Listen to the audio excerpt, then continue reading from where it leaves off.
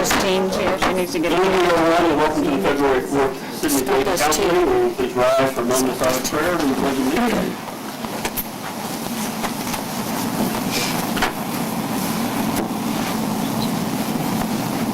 Amen. I pledge allegiance to the flag of the United States of America and to the republic for which it stands, one nation, under God, indivisible, with liberty and justice for all. Do a roll call, please. Mayor Randall. Member Hurd. Here. Member Burns. Here. Member Bolter. Here. Member Brusky. Here. Member Allen. Member Dicker. Here. Okay, Jack Fisher is in Florida enjoying the nice warm weather. Michael Giffen, our Main Street manager, he's in Florida enjoying the nice warm weather. Don Riley's at home hopefully sleeping because he'll be called out later tonight for the snow. Rick Lucas, our public works director, is out in the snow right now. So that's why the place looks halfway empty. I am happy to say that we do indeed have salt. I know there's people out there that says we don't, but we do have salt. We've got enough salt, probably 3 more snows, if it's not real bad. We're expecting hopefully another 50 tons if Morton will turn it loose. So Rick's out there using the salt sparingly. Naturally, we're going to take care of the hills where everybody has to go up and down. We're going to hit all the intersections on the flat parts of Dayton, but the centers of the street on the flat parts of Dayton probably won't get salt. We're going to try to be as cautious as possible, but we also want to be as safe as possible. So hopefully I'll keep everything going on. One thing we need to talk about right off the bat, I'm sure everybody's seen the articles in the newspaper about Dennis Redmond being forced out. I can positively guarantee you that the man was sent an email by me asking for a meeting. The man did not reply, he simply just said, "I'll resign." So I said, okay. So he was not forced out. He's applied for unemployment, and I denied it. I'm going to fight it. If he's going to resign, if he's going to be a professional, then he can live by his professional standards. The severance package that we gave the man was 3 weeks paid vacation, which he was due. I extended his dental insurance 1 month. He had an ongoing tooth issue. It cost us, what, for a month of dental insurance? About $36. $36. That's what we did for him. If anybody has any other questions or comments, feel free to ask, but once again, he was not forced to go out. I asked him for a meeting. He decided at that time he didn't have a meeting, and I have not heard from the man one way or the other since that date. So, that's it. It was a 6-0 vote as far as council goes to just give him his insurance, his 3 weeks paid vacation that he was due. So that's what we did. Okay, so moving on to that good news, we have a letter from Dennis Kuhn. He received numerous phone calls and plus our resolution also about the heroin problem in the state of Kentucky, and he's going to try his best to come up with a way to solve that problem. We wish him every luck. We also have a letter from FEMA, and it says, "Dear Mayor Reichel, FEMA received the data and documentation dated August 15, 2013, submitted to demonstrate 44 CFR 65.10 compliance for the Dayton Local Flood Protection Project, the Dayton Flood Levy. To make a long story short, it says that FEMA will, it says Dayton Levy is in compliance with the minimum criteria of 44 CFR 65.10. It says they will initiate everything that they need to do to make sure that we are designated the way that we should be in the floodplain area. Now, it does say the minimum criteria. That is all that FEMA is going to designate any flood wall as. They're not going to tell anybody that the flood wall's up and beyond whatever it means. It's just everything's going to be the minimum standard. So our flood levy is safe and we're in good shape. Council was delivered a copy of the audit. But I'd like to give it to a motion from somebody tonight just saying that we received the audit. Once we receive the audit, we can publish it and then we can send it down to the state. What I would like to do is 2 weeks from tonight on our third Tuesday, which is a regular council meeting night, I'd like to be able to invite the auditors to come in and we can go over the whole audit. It's probably going to take an hour and a half or so, and if anybody has any questions, that'll be the time to do it. There's really nothing that anybody can ask tonight that would change any of these numbers. So by motioning that we received it, it's just simply a technicality so that we can go on and publish it and go on and mail it down to the state. I'll make the motion to acknowledge that we received the audit for the fiscal year ended June 30th, 2013. A second. We have a motion, the first and second, any discussion? All in favor? Aye. Okay, good. Another thing that we need to do real fast, and I see that Mr. David Bowden is in the background there. This is wrong. Now, Dave came in from Florida, and as a matter of technicality, Dave has entered into agreement to lease Queen City riverboats, that's correct? Yes. So in order for him to be able to lease Queen City riverboats from Bob Nolan, we have to okay that transaction. Because nobody can sublease anything until the city council gives their approval on it. This actually was taken care of a few months ago, I think you took it over. Yeah, it's already in my name. Right. I guess the lease is still floating out there. We haven't signed over on that yet because we have to agree on it. But more importantly, before he can give us any of his money that he's so willing to donate to us for that lease, we have to approve the deal. And so nothing has changed, no numbers, nothing, just name? It's all going to be his names. It is the lease paid up from Queen City. The lease from Bob Nolan was paid monthly. It was paid monthly, and he paid the January payment. That was the last payment that he made. I'm not sure. When, we close, and whenever the closing was, then I'll pay from then on. Yeah. I don't know if he's current or not. He's current, I actually. think he's current. Yeah, and actually, I believe Dave came up with a check, and we would not take it from you because we haven't okayed the deal. Right, Dennis would not. So when did you close, in January or February? No, actually, I thought we closed, I thought it was November. Okay, well, Why would this this not That's accept? fine. We don't accept any payment from somebody else until that we've okayed the deal. This has kind of been wrapped in. We just, all we do is okay the deal. It's, all the terms are exactly the same. Also moved. I'll second. All in favor? Aye. Opposed? At this time, I'd like to introduce Mr. Dick Dodd from Riverside Market. Rick, if you'd like to address this real fast. I know you're in a hurry. No, I'm not in a hurry, but I do appreciate the time that If you just go over to the podium, please. Great. Earlier you alluded to Dennis Keene doing something about the heroin problem, and I think that has an impact on everyone, and not just the individual citizens, but also with our business. We've seen shoplifting more than double in the last year. My guess right now would be about $2,000 a week. And that would be only about twice what industry norm is. And anybody that wants to debate that number, I'd be more than happy to show that to them. And I can tell you that the chief and the mayor both came down, and we had a meeting last week, and I think it was very positive. Some things came about that we've asked, not the city to really specifically give us or do anything, but just to take a different approach with us. We are doing some things. We're working with our attorney to make some changes as well, some positive changes that will get rid of this problem. I did not bring it, and Kenny and you had asked me to, but I had a stack of stuff, and there's a particular ingredient that's in a lot of cough and cold remedies, and it's Dexamor, but I don't know what. I'm not a pharmacist. But apparently if you are using heroin, you can take a whole package of that or drink a whole bottle of that, and it will help you till you get your next fix of illegal drugs. That being said, when they come in and steal it, they don't just take one pack. They take everything that's on 3 or 4 shelves, 50 or 60 boxes at a time, and when it's $7 or $8 a box, you all can see the problem that we have. What I'm here tonight for is not just to, I'm not here to get sympathy from anyone. We'll work on our problems, and I'm sure that we'll resolve them. But there's something that the council could do that would help us immensely, and I think it would also help.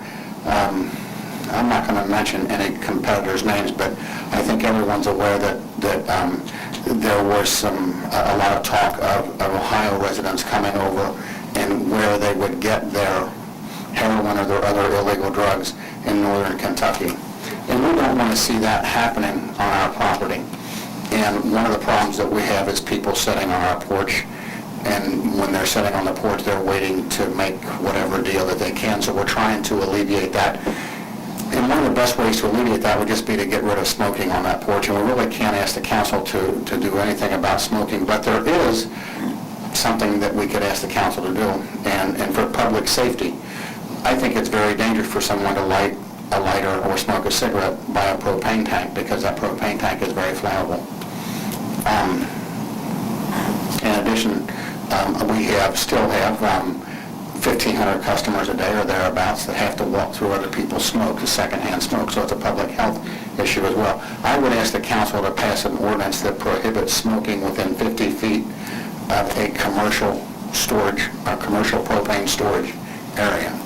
And then I would ask that the council also pass an ordinance that sets the fine at a minimum of $50 and preferably $100, and that the mayor ask the chief to enforce that rule.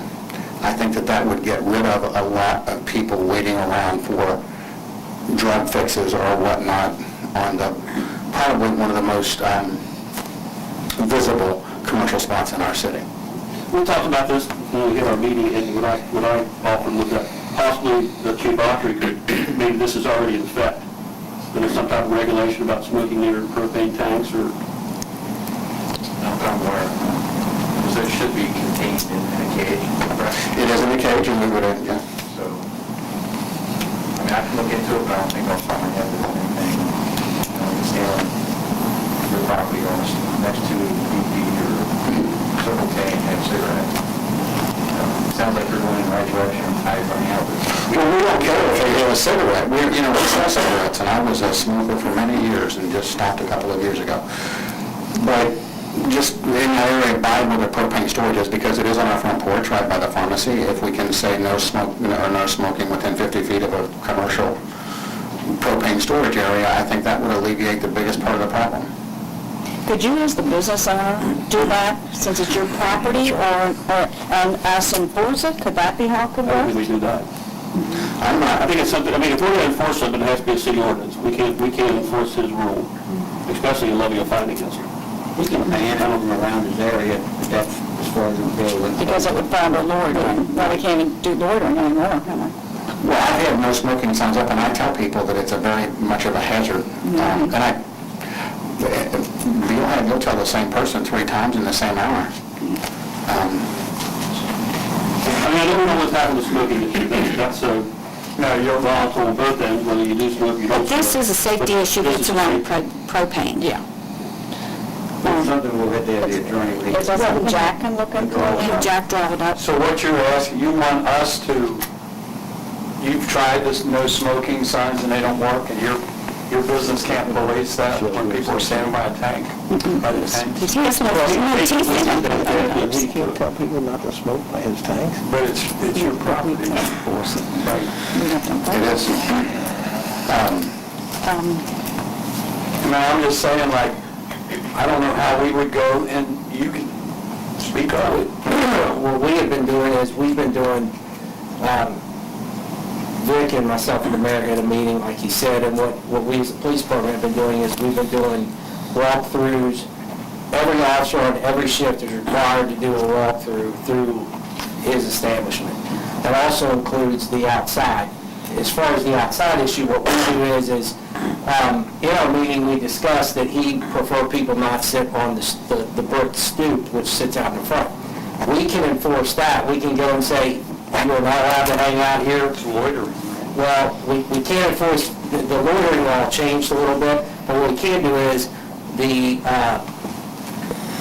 market's owners or managers have asked you not to sit here. We will ask you to leave. If they choose not to leave, we can then charge them a criminal trespass. And so that's where our end of the law would come in, as far as, we're going to ask people to leave first. Okay, let's go one step. But we're going to submit a letter to us stating. Yes, and if that happens, then what will happen is there'll be a letter on file, in the case file, that says that they are now banned from the property. Okay, so then they violate it. What happens to them when they take them, when they get fined? They go to court and they let them go? If they refuse to leave the property, they can be arrested immediately. And then it would go into the court system. Okay. But if we talk about the ban for the smoking of the propane, I mean, that would cover Hansman's, it would cover the Mayor Stop, wherever it is right here, that we could cover all the businesses. If we can do it, that's perfect. I think that's, I don't have a problem with that. I mean, why don't we see I if think we it's a can do safety it? issue on top of, But Within 50 foot, but about in the middle of the lot. I'm sorry, I'm I said, would 50 foot put it out in your lot somewhere? I mean, It would, but it wouldn't put it out much more than the first parking spot, the closest parking spot to that. I think it would take care of the entire porch area and the area that everyone walks in to get to the pharmacy or to get to the supermarket. And Jerry, to respond to something that you stated earlier, I have no authority, or we have authority. We do not want to create a scene that will be just as bad for business. And when you ask the same few people that you know are there to steal from you to leave and they don't, it becomes very frustrating. And there's really no, I hope that Dennis King can think of a magical way that we can get rid of drugs, but I don't think that that's going to happen. There was, just last, a week and a half ago, there was a young man out there that actually fell asleep sitting there with a cigarette in his hand. And you could tell he was on something, I did not know what. And when we asked him to leave, you know, these people become very confrontational. Well, then you should be able to call for help then. I don't know what the answer is. I'm just saying that the people that want to violate those things are going to do it, and half of them don't even know where they're at. Didn't we just have a death in the city?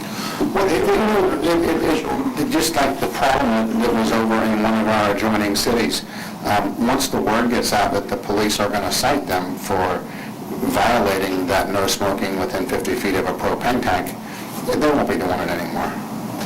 You know, once there's 3 or 4 citations passed out, the problem is gone. So do we put the signs up then, you're asking? Well, if you pass the ordinance, however that ordinance is written, I'll be more than happy to have those signs made. I mean, if you talk to Hampton and the place down here that's got the other tank, that's got tanks down here, is either one of them people? If 50 feet is going to be fine with you, Vic, how is it going to affect, 50 feet going to affect everybody else? And I'm not against it, I'm just saying, I'm trying to get what's going to be best for everybody. Well, it'd have to be a business by business, wouldn't it? Well, you want to make a different sign up for each business? You can't make a different ordinance. He's going to have to say the same thing. I'll make a point of going down and talking to whoever handles the incident, whoever's from America, anybody else that has the tank. And just, We'll talk to them and I'll report back after. Did you ever consider putting something on those ledges so nobody can sit on it, like maybe skateboard things down here? So it'd be more uncomfortable to sit on. You know, just some metal Then you'd probably get lips sued. on it or something on either side? Right? There's an angle to everything. And I actually did that 12, 13, 14 years ago. And it's a true story. So then a shopping cart just got turned on its side and someone sat on that and worked. So, you know, and there are a lot of legitimate customers that use that area that will buy, you know, that might come in and go shopping and then call someone and ask them to take them around and they sit there and wait for them. And you know, we certainly encourage that and don't want to discourage the legitimate use, but it's the person that sits out there and is waiting to, that might sit there for a half an hour and smoke 6 cigarettes and waiting for someone that comes up that might have their needed drug that they're hoping to get. That's what we're trying to alleviate here. You know, now that you say it, I'm embarrassed to say I didn't do anything a few weeks ago. It was nighttime, and I was sitting in the car, my husband ran in, and it was quite shady. What you saw, 2 people out there standing. Yes, ma'am. They were standing, and I literally thought if I was by myself, I wouldn't have gone in. It felt like that, and I'm embarrassed to say I didn't call because I thought I should call 911, but this isn't an emergency. I didn't have, you know, the dispatch. It felt that bad. I received a phone call from someone that says they attended St. Catherine's and lived on Dayton Pike, I believe, up here. I'm just telling you that's what the church, they said that, and they said that they were talking, and several members there won't come down and shop because the people that stand up in the store. We need to do something. And it's not just you, it's we have that problem. It's me too. I live just in the next block down on 6th, and I have a little girl, and I'm doing good to go into there and go to the bank, but I won't go in there anymore because you gotta walk through this big plume of cigarette smoke just to get in the store. I would love to support your business because I Thank can you. walk over to it. And I used to go there all the time, occasionally I still do, but not if I have my daughter with me. we need to do something. Well, we'll look into it with Jack, and in the meantime, I'll go to the other places and see if anybody has a concern about it, whether they want it or don't want it, and then we'll go from there. Should I come back to the next meeting? I think we can, I'll let you know what's going on. And I want to make it perfectly clear also, we aren't, like Scott said, Chief said, we aren't taking a walk through the store, but when we do Walking Beach, we walk through Hansman's, we walk through the other stores, we walk through any business that's anywhere if anybody wants us to walk through. We're more On a than side happy to- note to that, my grocery manager, Doug Hansman, which just happens to be a brother of someone that owns another place in the town that sells groceries, but Doug is really good, but normally on a Sunday, he would work and he might find 20 or 30 packages where they take the product out of the package because they're worried that that package will set the alarm off when they leave. Didn't find a one this Sunday, so what you're doing has been a great help, and we appreciate that. Good. Really do. I just want to make sure that nobody thinks that we're doing any special deals for anybody. We want to do this for any business that's in town. If it means keeping the business in town, that's what we want to do. Thank you. Thank you. Thank you. Okay, Justine, would you like to address council now?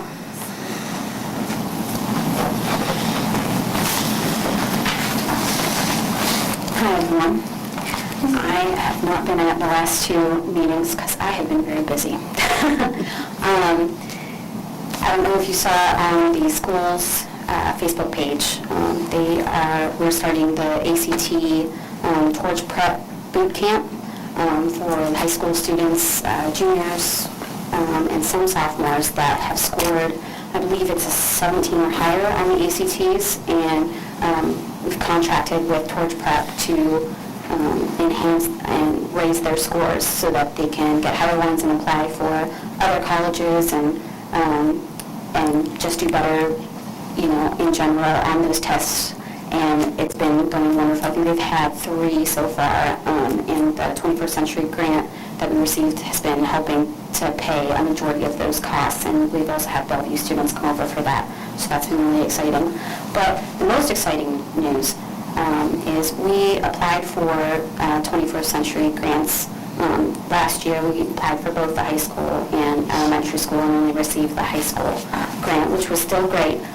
So we've been able to serve 6th through 12th graders with that. We applied again for Lincoln for kindergarten through 5th grade this year, and we did receive those funds. So we have $75,000, 3 years, so $75,000 the first year, $75,000 the second, and the third, just like with the high school and middle school.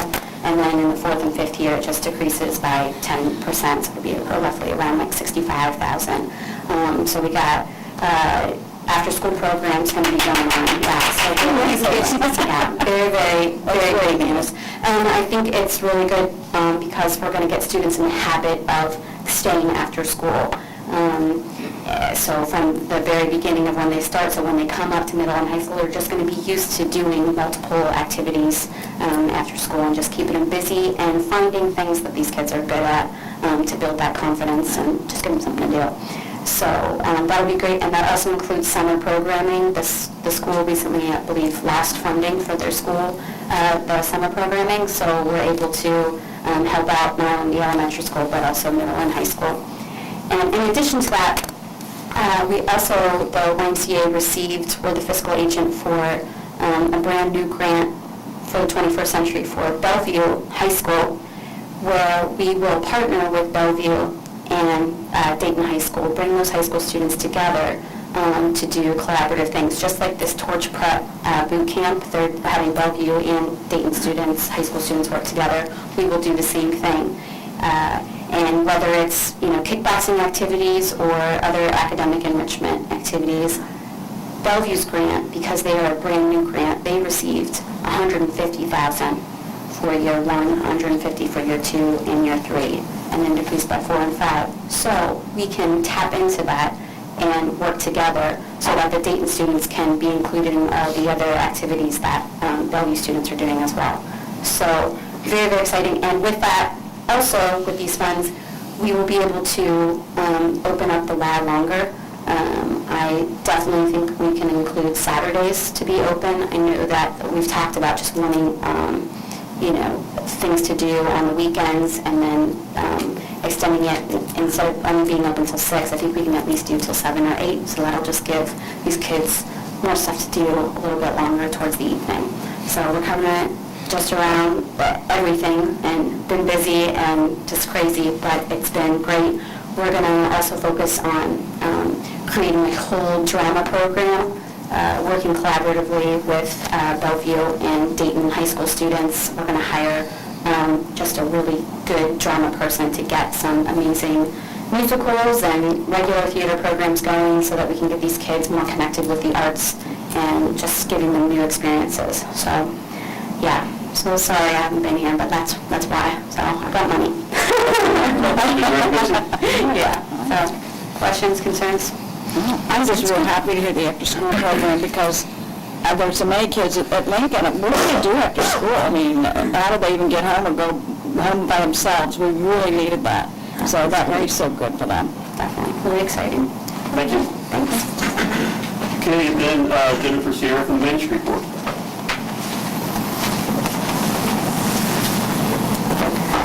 Pull up my notes here. This evening I'd like to update you guys on the $30,000 we asked for facade grants last year.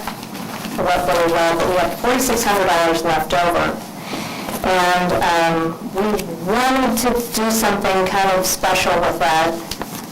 So we discussed it at our last meeting, and we decided that it would be kind of a neat endeavor to dress up the windows in the commercial district of our town, and take that $4,600 and use it toward enlarging historic photographs of those particular buildings wherever it's going to be displayed. So like Millie's, we would enlarge a picture of Millie's way back when it was, first built and thriving. Rifkin shoes. Right, yeah. So we wanted to know if it would be okay to take that money and use it for that purpose. It would fill up the storefronts and make them look nice and give people something to look at and hopefully strive for, and as far as restoration goes. I don't know if anybody has a problem doing that. You've already been allocated the money, so. Okay. How many window fronts do you anticipate being able to do that? Linwood's got, I don't know how many, I think it depends on how many property owners are, want to comply, and because some of them don't want to comply. They don't want to be part of anything that we do. It's a number. So I'm not sure Michael's got that number, that specific number. And then the other thing, of course, is I'd like to ask for another $30,000 this year for the Main Street, for us to also offer a facade grant to the 6th Avenue residents and commercial properties. Primarily, the first part of that grant would go toward removing or replacing chain link fences. So if you're a property owner on 6th Avenue and you have chain link fence, we'd like to see that gone. So this is an incentive to remove that. So we'll have pay for the removal up to a certain dollar amount. We're still debating that a little bit. And then help you replace that. Any funds left over from the $30,000 that people do not take advantage of would go toward other facade projects on properties. I think before we make a decision on that, I've got to go back to the Finance Committee because we're going to start working on the budget. Yeah. Well, I'll ask you. So you guys can... I mean, you're talking about, I understand taking down the chain link, but what type of material are you talking about putting back? Well, obviously that would have to go, the homeowner would have to make a decision, but, and then it would go in front of the Board of Architectural Review for approval. We actually have an ordinance that states it has to be ornamental iron or type. Right. Whether it's aluminum, black aluminum, or ornamental iron. Right.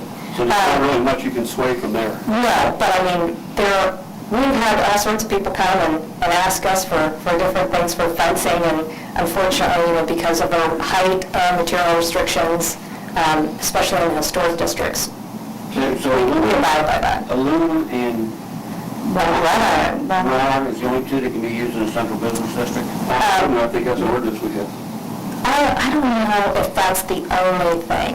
In the historic, In historic, I think that, I'm not wrong on that. I think that we were able to use, you're able to use other materials like wood if it's like a picket link design, like a picket fence, but it has to be Get round. away with I one. think we did away with all that. We'll check the ordinance. Okay. I'm pretty sure that we went with ornamental iron or aluminum. Okay, that's great. I mean, that would be great. That would be ideal.